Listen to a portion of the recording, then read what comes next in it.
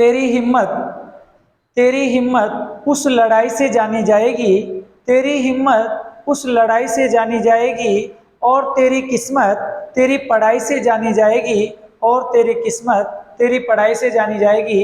आज हम शुरुआत करने जा रहे हैं आचार्य रामचंद्र शुक्ल द्वारा लिखा गया एक संस्मरणात्मक निबंध है जिसका नाम है प्रेम घन की छाया स्मृति।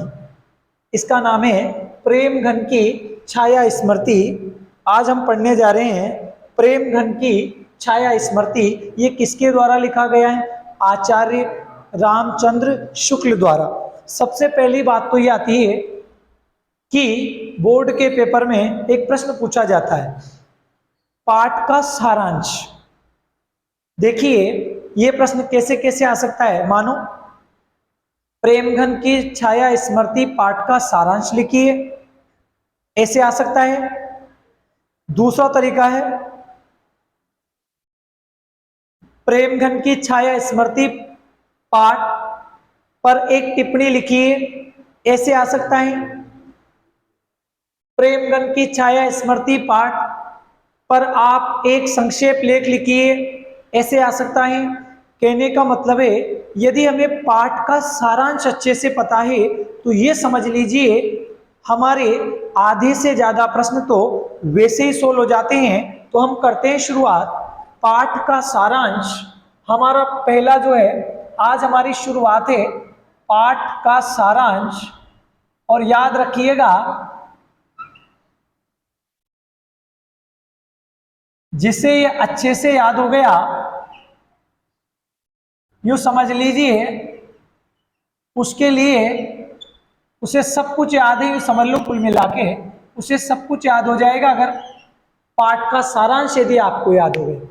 देखिए यह पाठ, पहली बात, पहले हम टॉपिक उठाएंगे, अच्छे से पढ़ेंगे। जैसे हम शुरुआत करते हैं यहीं से। ये पाठ आचार्य रामचंद्र शुक्ल जी द्वारा लिखा गया संस्मरणात्मक निबंध है। भैया आप यहां बैठ जाओ, आप यहां आ जाओ। शुरुआत करते हैं। यह पाठ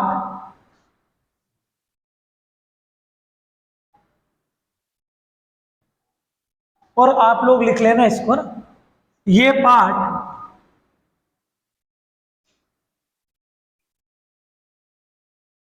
लिखते भी रहना क्योंकि यही सब कुछ है। ये पाठ आचार्य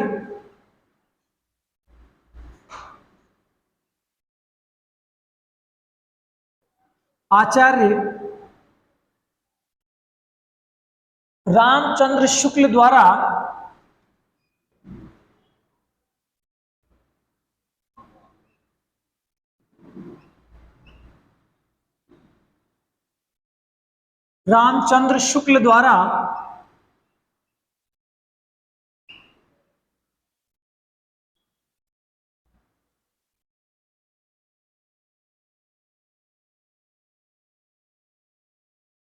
लिखा गया संस्मरणात्मक निबंध है।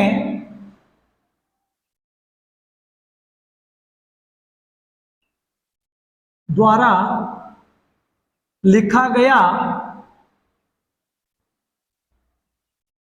संस्मरणात्मक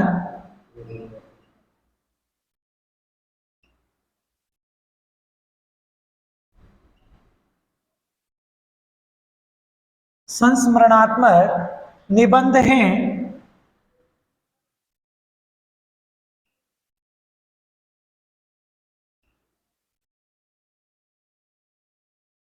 अब यदि बोर्ड के पेपर में प्रश्न आए कि ये किस विधा में लिखा गया है, तो सबसे पहली बात है ये संस्मरण। क्या है? ये संस्मरण है। क्या है? संस्मरण। और क्या है? निबंध है। तो संस्मरणात्मक निबंध है।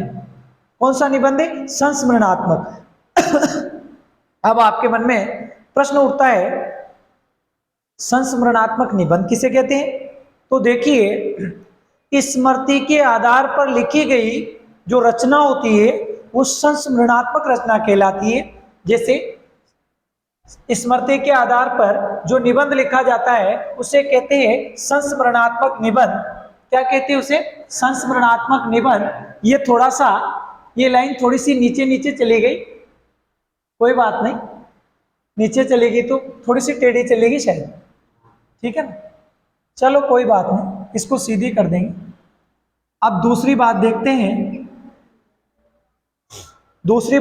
हैं।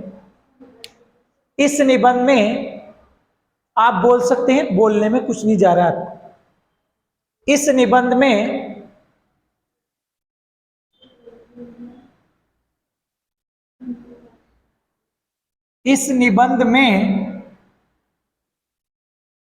क्या क्या है? इस निबंध में शुक्ल जी ने हिंदी भाषा और साहित्य, इस निबंध में शुक्ल जी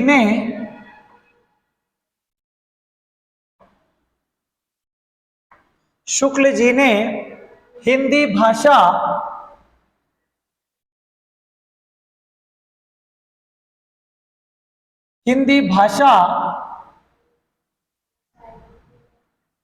और साहित्य के प्रति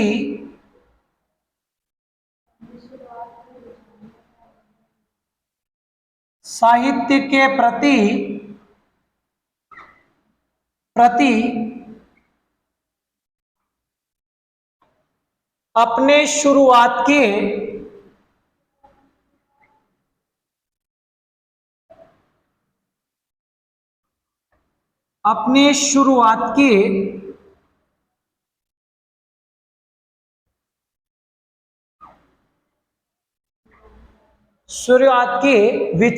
के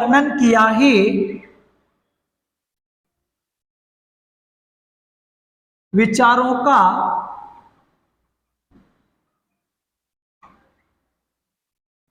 वर्णन किया है। अब देखिए दूसरी बात यदि हम समझे तो इस निबंध में शुक्ल जी ने हिंदी भाषा और साहित्य के प्रति अपने शुरुआत के विचारों का क्या किया है? वर्णन किया है। अब हम चलते हैं तीसरी बात की ओर। क्या आएगा? शुक्ल जी ने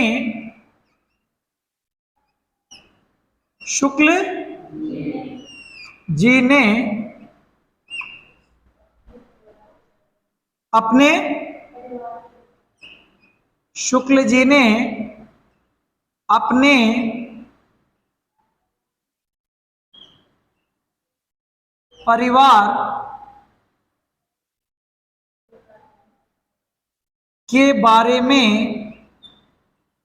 परिवार के बारे में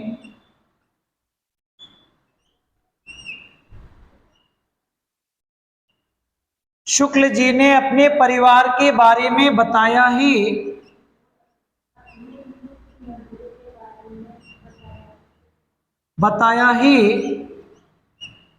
और अपनी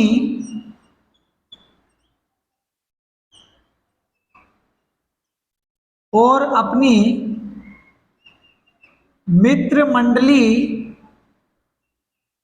मित्र रहते हैं ना दोस्त, मित्र मंडली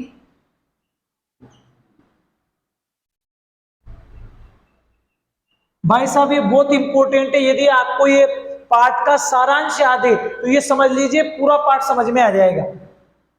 शुक्ल जी ने अपने परिवार के बारे में बताया है और अपनी मित्र मंडली के बारे में बताया है।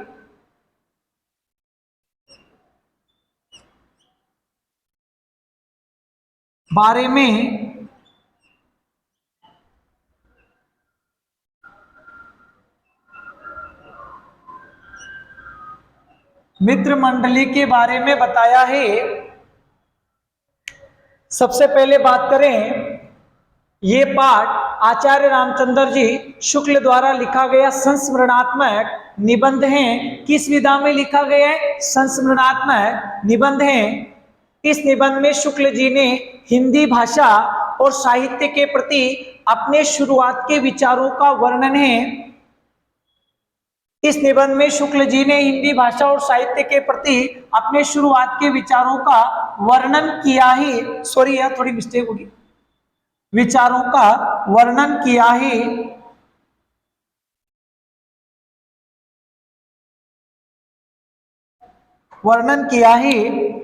फिर अगला चलते हैं। शुक्ल जी अपने परिवार के बारे में, शुक्ल जी ने अपने परिवार के बारे में, इसको भी सही करना पड़ेगा, सॉरी थोड़ी क्या है, बोलने में तो सही होता है लेकिन लिखने में मिस्टेक आ जाती है। शुक्ल जी ने अपने परिवार के बारे में बताया ही और अपनी मित्र मंडली के बारे में बताया ही। मित्र मंडली कहते दोस्तों का संग, दोस्तों का साथ। अब आगे बढ़ते हैं। अंत में आप बोल सकते हैं कोई शर्म नहीं है। अंत में उन्होंने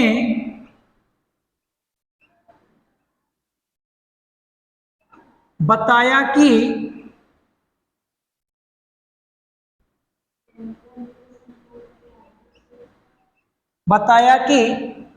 प्रेम घन के संबंध में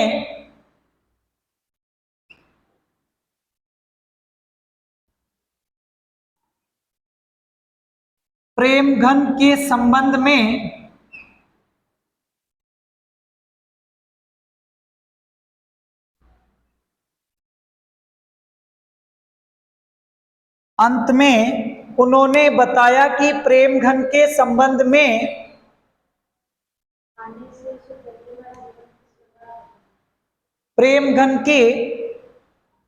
अंत में उन्होंने बताया कि प्रेम घन के संबंध में आने से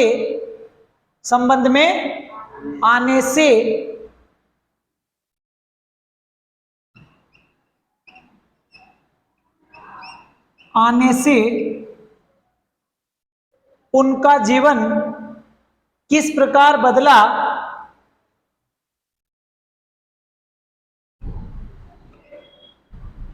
आने से उनका किनका, शुक्ल जी का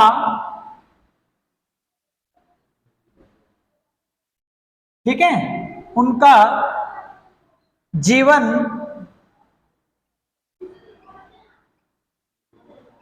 किस प्रकार बदला,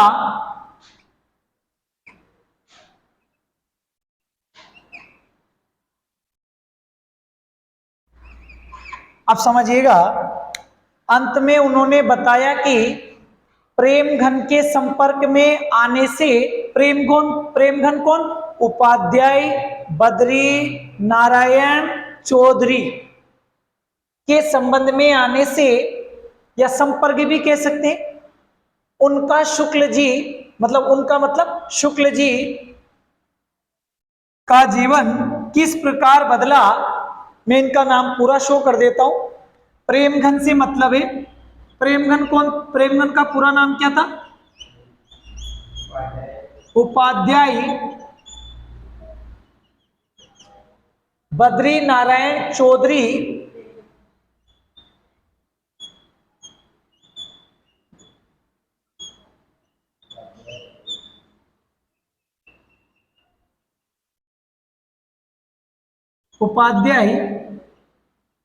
बद्री नारायण चौधरी क्या लिखते थे पीछे, प्रेमघन, ठीक है, उपाध्याय बद्री नारायण चौधरी प्रेमघन। समझिएगा, पाठ का सारांश है, यदि पेपर में प्रश्न पूछा जाए, कैसे पूछा जाए, यदि प्रश्न आता है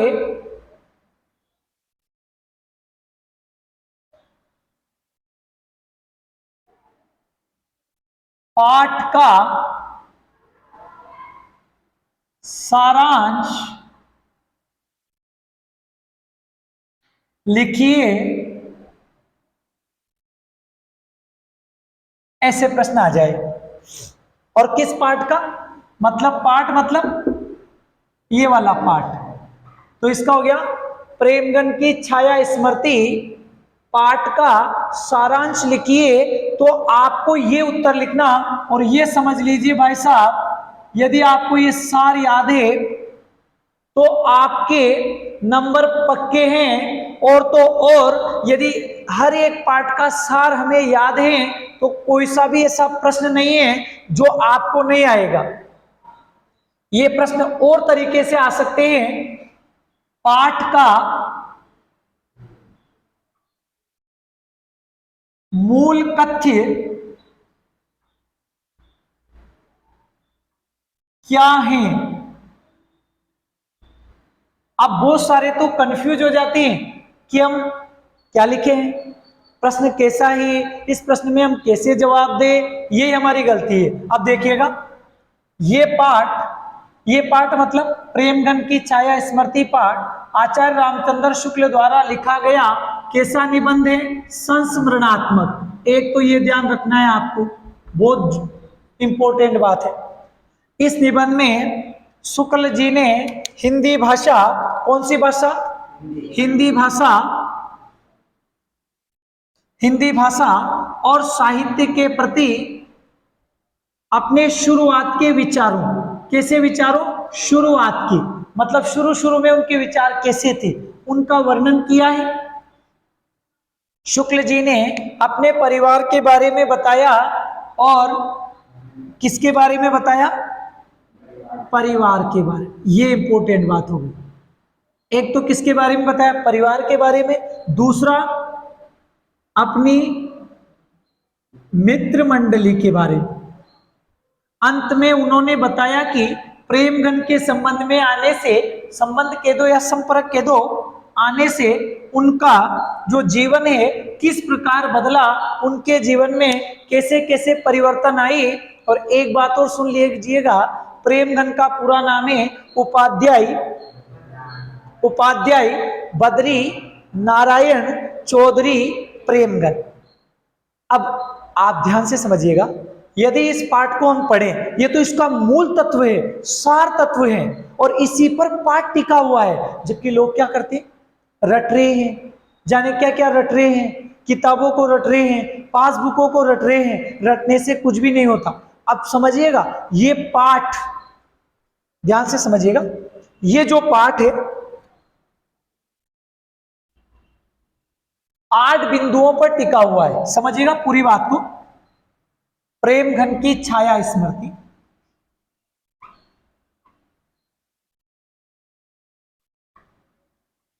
प्रेमगन की छाया स्मृति,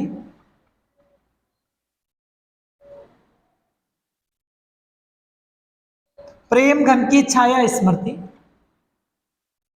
ये पाठ 8 बिंदुओं पर टिका हुआ है।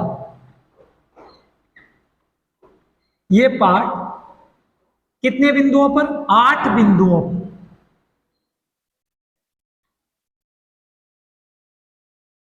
8 बिंदुओं पर टिका हुआ है।